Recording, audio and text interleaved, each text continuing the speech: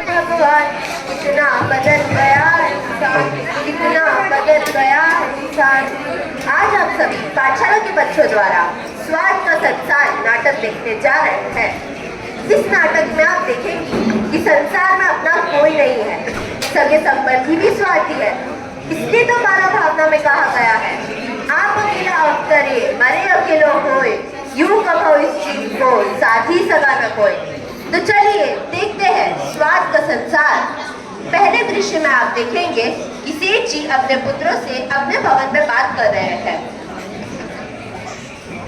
सुनो बेटो, मैंने तुम सबको पढ़ाया लिखाया, सब कुछ किया, पर अब मेरी इच्छा है कि मैं अपनी सारी संपत्ति तुम तीनों भाइयों में बांट देता हूँ। हाँ हाँ पिताजी, हम भी यही चाहते हैं कि आपके जीते जी यदि ये कार्य हो जाए तो हमें भी अच्छा लगेगा। तो लो, मैं अपनी सारी संपत्ति तुम तीनों भाइयों में बांट देता हूँ, तुम अपना अपना हिस्सा संभालो।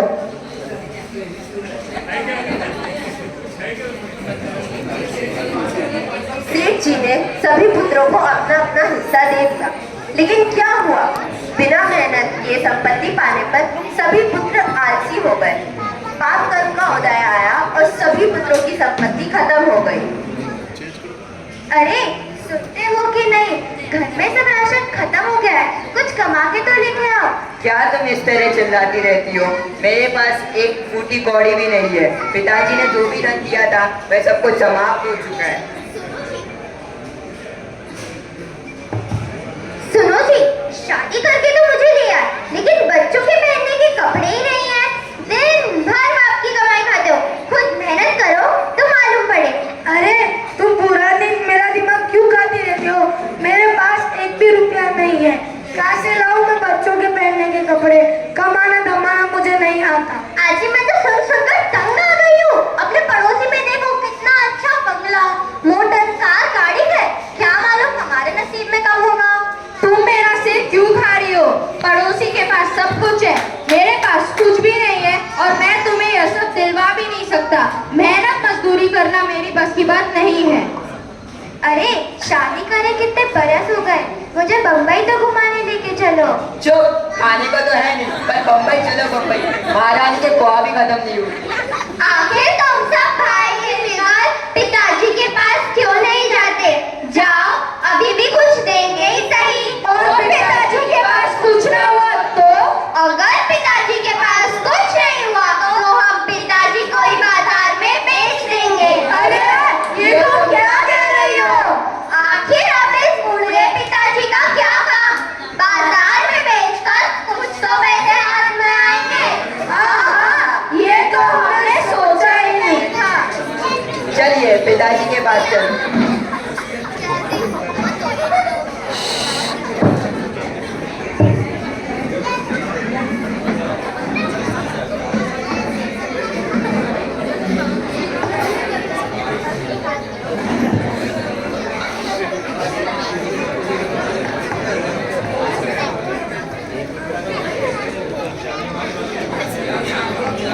पिताजी, हम बहुत दुखी हैं। क्यों बेटो, अब आपको क्या हुआ? अब तो आप सबको बहुत खुश होना चाहिए। पिताजी, आपने जो हमें धनराशि दी थी वो खत्म हो चुकी है। गृहस्थी चलाने के लिए थोड़ा और धन लगेगा। बेटा, अब धन संपत्ति के नाम पर तो मेरे पास कुछ भी नहीं। जो कुछ भी था वो मैं तुम तीनों भाइयों में बांट चुका हूँ। अरे ऐसा कैसा हो सकता है पिताजी, आपके पास कुछ ना कुछ तो जरूर होगा। बेटा, अब धन संपत्ति के नाम पर तो मेरे पास कुछ भी नहीं, बस जो कुछ बचा है ये शरीर ही बचा है। अब इस बूढ़े बाप का तुम जो करना चाहो कर सकते हो। ठीक है पिताजी, हम आपको बेचना चाहते हैं। अब आपका कोई काम शेष नहीं है। क्या? ये क्या कह रहे हो तुम? हाँ पिताजी, जो भी आपको खरीदेगा वो आपको पैसे भी देगा और हमें भी कुछ थोड़े बहुत पैसे मिल जाएंगे। बाप रे बाप, बस यही दिन रह गया था देखने को। चलो, तुम्हें जो करना है कर लो। देखिए इस स्वार्थी संसार को। पिता को बेचने चले पुत्र और कीमत रखी 4000 रुपए। सब पूछ कर चले गए, लेकिन किसी ने 4 पैसे तक ना दिए। राजा ने घोषणा करवाई कि शाम तक जो चीज न बिके वह खुद राजा खरीद लेगा।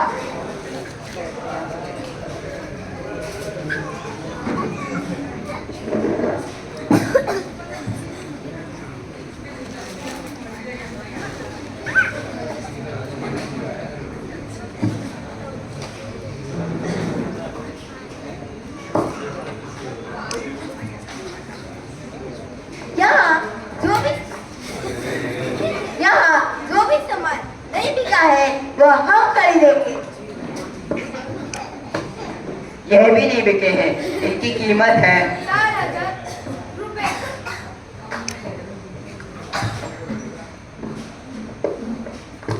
ठीक है, तो ये लो 4,000 रुपए। चलिए बाबा जी, महल आ जाइए। हमारा सामान भी नहीं बिका है। ठीक है, आप भी अपना अपना सामान लेकर महल आ जाइए।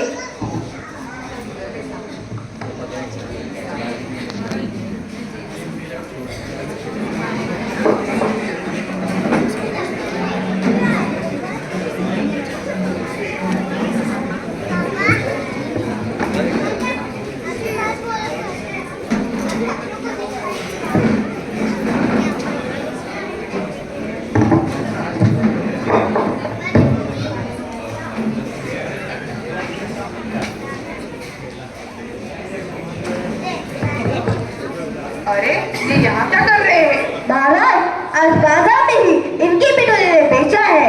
अच्छा, तुम्हें बाबा जी का ख्याल रखना, इन्हें कोई तकलीफ नहीं होनी चाहिए। जो आ गया महाराज।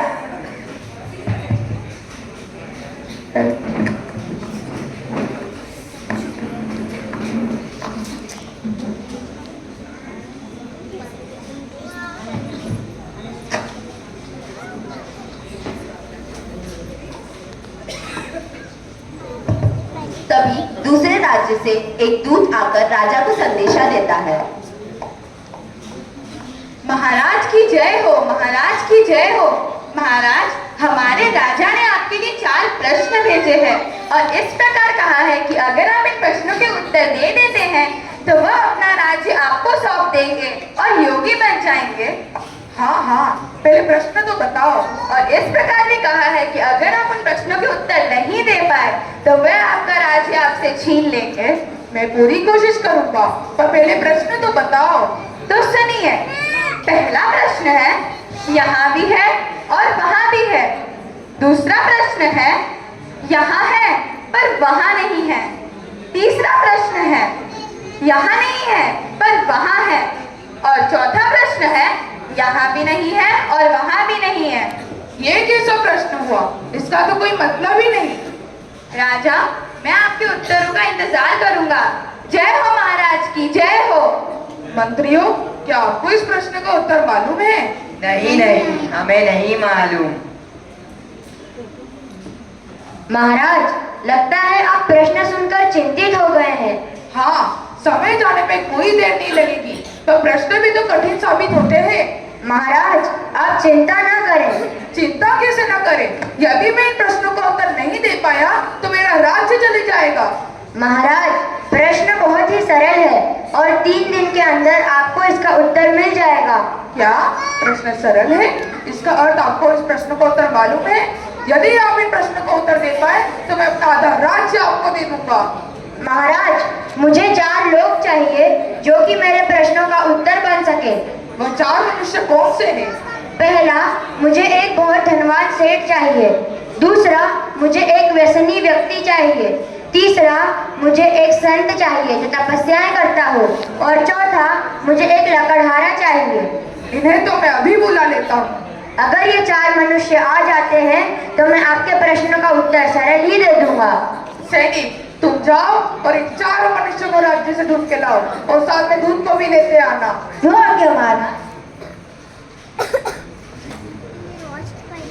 ये बाबा जी भी ना सटिया गए हैं और राजन मिल के चक्कर अपना राज्य गवा देंगे। सैनिक जाकर उन 4 लोगों को राज दरबार में ले आता है। अरे अरे, मुझे कहाँ लेकर जा रहे हो? मुझे अनाथ या अस्पताल जाना था। महाराज ने आपको बुलाया है। अब महाराज ने बुलाया तो जाना ही पड़ेगा।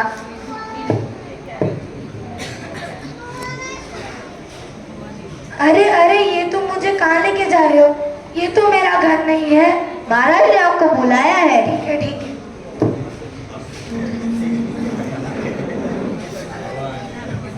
अरे, हम जंगल में रहने वाले लोगों का इस महल में क्या काम?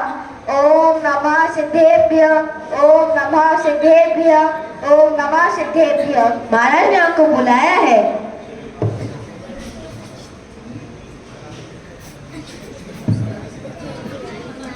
मैंने कोई अपना नहीं गया। मुझे कहा कि जाओ, मैं काम नहीं करूंगा तो मैंने घर का खाना कैसे बनेगा? महाराज ने आप सभी लोगों को बुलाया है। आप सभी को पूरी सजा दी हुई है। आज सब मेरे उत्तर हो। सैनिक, तुम दूध तो नहीं ले आए? लाए ना महाराज।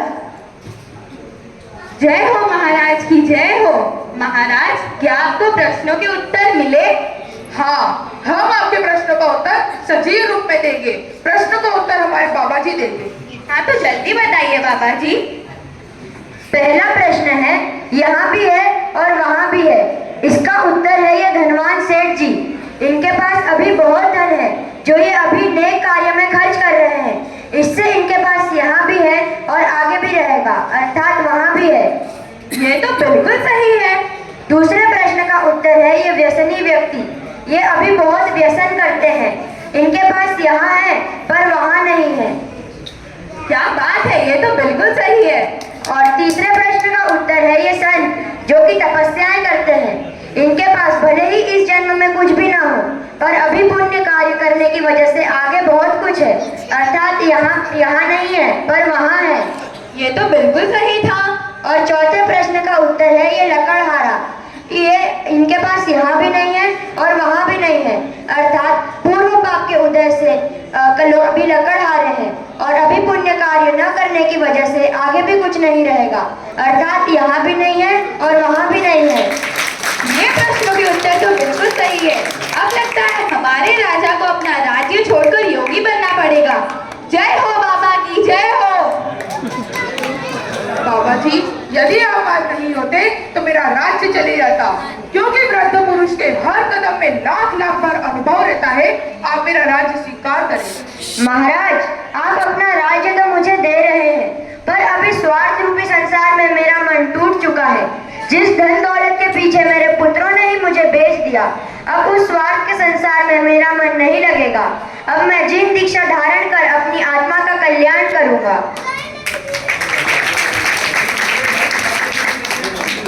यही है स्वार्थी संसार जो सदियों से चलता आ रहा है और सदियों तक चलता रहेगा। नदियां तो बहती रहेंगी, नहाओ या नहीं नहाओ, रातें तो होती रहेंगी, सो या नहीं सो, नाटक तो चलता रहेगा, देखो या नहीं देखो। जय जिनेंद्र।